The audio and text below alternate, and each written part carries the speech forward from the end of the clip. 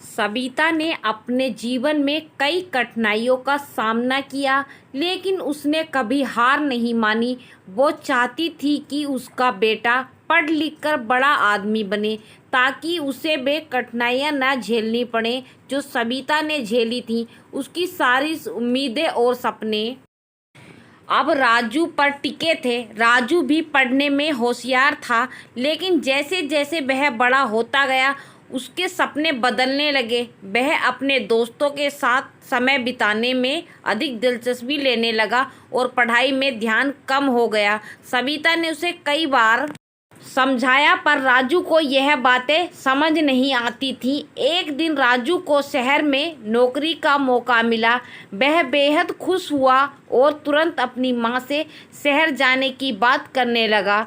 सबिता के दिल में उम्मीद थी कि राजू कुछ बड़ा करेगा, लेकिन उसे राजू से यह अपेक्षा थी कि वह अपनी शिक्षा पूरी करके गांव और परिवार का नाम रोशन करेगा।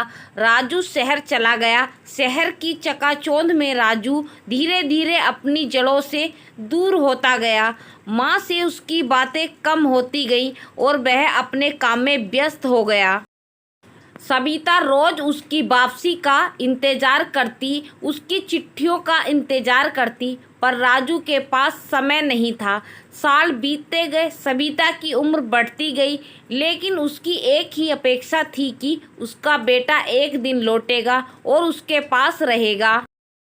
वह दिन रात उसकी राह देखती रहती। आखिरकार एक दिन राजू गांव वापस आया, लेकिन तब तक बहुत देर हो चुकी थी। सबिता की तबीयत बहुत खराब हो गई थी। राजू ने अपनी माँ के पास बैठकर माफ़ी मांगी। उसने महसूस किया कि माँ की अपेक्षाओं को न समझ पाना उसकी सबसे बड़ी गलती थी। सबिता ने राजू को गले लगाकर कहा, तुम खुश रहो, यही मेरी सबसे बड़ी अपेक्षा थी। माँ की आखिरी सांसें लेते हुए राजू ने यह सीखा कि जीवन में रिश्तों की अहमियत और माँ की निस्वार्थ ममता से बढ़कर कुछ नहीं होता। कहानी की सीख, माता पिता की अपेक्षाएं अक्सर केवल हमारे भले के लिए होती हैं। उनकी भावनाओं को समझना और समय रहते उनकी कद्र करना आवश्यक है।